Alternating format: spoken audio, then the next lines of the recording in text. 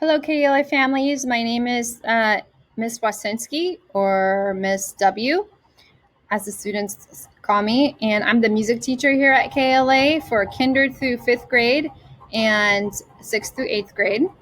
And I'm just going to try to do a hopefully quick short video on just some basic programs that we'll be using in class this year and platforms to help your child navigate through these. So we'll be using Flipgrid, Google Classroom, Google Forms, Cami, music3.net, practice sight reading, these are music programs exclusively, and music play, theme and variations. So in this video, I'm going to briefly just cover the basics so I don't make this too long. So first, I'd like to talk about using Google Classroom to access your child's assignments. So once you're in your child's Google Classroom, you're going to look for the topic, music. You may have to scroll down a few different topics to get there, but then you're going to click on this little assignment. There's going to be like a little clipboard, which means assignment, and normally it's going to be labeled just music assignment. So once you get there, I will have step-by-step instructions on what to do, and most of the time I will talk this through with your child to make it very clear on how to do this before I actually assign it. And then all they have to do is just click on the links for the assignment and it will take them there. And then once you're in Google Classroom, I want to add, once the assignments are finished, your child's going to need to take a screenshot and turn it into Google Classroom. So I briefly want to talk to you or show you a quick video on how to take a screenshot on a Chromebook.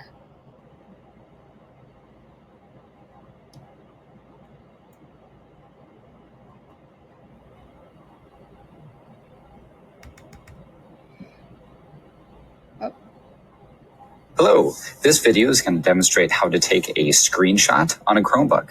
Now, there's a few different ways to do this in the Chrome operating system. If you want to take a screenshot of the entire page, you can hold down the Control, and then this is called the Overview Mode key. If you hold down those, it takes a screenshot, and you'll see in the lower right-hand corner, a little notification box pops up. You can click here to copy it to your clipboard if you'd like to paste it right into a document or a presentation.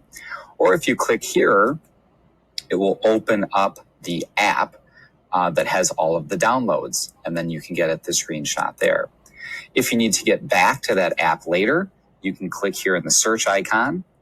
And here there's files listed there because I use it quite often. Otherwise, if you go to all apps, files will be in there. If you'd like to take a screenshot of just a part of the screen, you can hold down Control Shift and then the Overview Mode key. And when you do that, you'll see the cursor changes to a little plus. Now, if you click and drag, you can select an area of the screen that you would like to take a screenshot. So that's just a few different ways you can take a screenshot on a Chromebook. You can also use... Okay. So next, I'd like to talk about Flipgrid. And to access Flipgrid, your child would just go into the assignment on the Google Classroom, click on the link. Once on the link, all they have to do is hit record a response. So Flipgrid is just a way to communicate through video and audio, and it gives fun little choices and options for the students to put filters on and put little emojis and decorations and even notes into their videos. So basically all you have to do is click record a response, click the big red button that opens up the screen. Then once again, you're going to hit the screen. But before I do that, I would like to share another really great feature that I will be asking the students to do, which is the record screen button. And all that does is lets you share your screen. And once you get in there, you just click on entire screen. You highlight the whole screen and hit share. And now you can literally, just like I'm doing in this video, share a screen, and I could see their face at the same time. So then all they would do is just start recording or stop recording. And I'm actually currently recording now. You can see on the side. So pause or stop.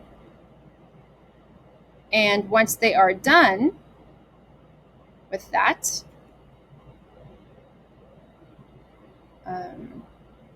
actually, let me just go to the end. Once they are done with that, they would just hit stop. And now you can literally, just like I'm, and then automatically that plays back the video. Then they go to next. And it gives you the option to do like a selfie or a cover page with the picture once again. And again, it gives them option to do, put on the filters or play with different fun effects like borders and emojis and so on and so forth. Then once they're done, they can go to next. And it's uploading the video. And it displays the name. They don't have to put anything else in there. And submit. And just complete. And there it is. And they get to watch all their friends' videos along with theirs when they're finished. So next, I would like to talk about Cami. And Cami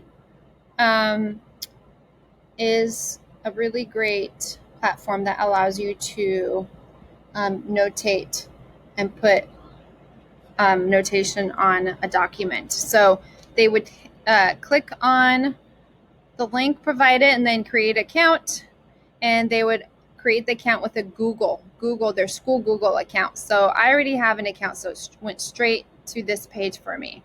Then you're going to hit create a new page, then add, and voila, you get a blank page. And the features that we'll be using on this is the drawing feature and the text box feature. So while they're in Cami, we will often use Cami for such assignment as rhythm reading, and which in that case, I would ask them to take a screenshot of the example. So I'm going to go ahead and do that right now. I got a little bit of myself in there, but that's okay. And that's going to save to their computer or their clipboard. For me, it goes straight to my desktop. And then once they're in there, whoops, where am I? Then they would just upload that screenshot into the blank page just by dragging it or physically uploading it. So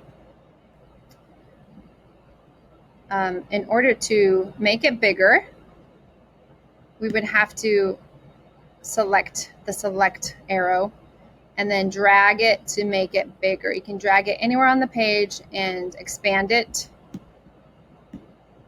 And sometimes it won't let you expand too much. So then after that, if that's all and you need it bigger, then you can just use your two fingers on the trackpad and expand it by holding them and expanding your fingers, which makes it bigger. Okay, and then from here, they're going to be using the drawing feature to write in, for example, rhythms. So we will be learning how to count and clap rhythms, and they will be using this feature here. So here's an example of a level 1 rhythm that we will be doing, and I'll be expecting or asking your student to, your child to make the proper counts, notation counts. Now, in order to erase, there's two options. This first one where it says all annotations erases the whole thing, even the screenshot. This only erases an actual spot that you want to erase. So definitely use the drawing and shapes. And this is going to take a little bit of time to get used to, but we will be practicing this in class, so they should be able to get it eventually. And that's it. Okay, lastly, within the Google Classroom, how do you turn in assignments? So students need to remember that they need to turn an assignment into the Google Classroom. So once they're assigned, once they do it on the platform, then they have to go inside Google Classroom and actually turn in their work. So but the way to do that is you go to this add or create, and they would have to take screenshots of their work. For example, if it was a Cami, they would take a screenshot and then turn it in by attaching it, and then remember you have to mark as done to turn it in. Flipgrid, they don't have to take any screenshots. That just goes straight to a different platform to where they don't have to do that. But unfortunately with Cami, it doesn't quite connect to the Google Classroom that I know of at the moment. Alrighty, so that wraps it up. Basically, those are the main programs that your child may need help with. The musictheory.net is pretty self-explanatory, and we'll be using Music Play as some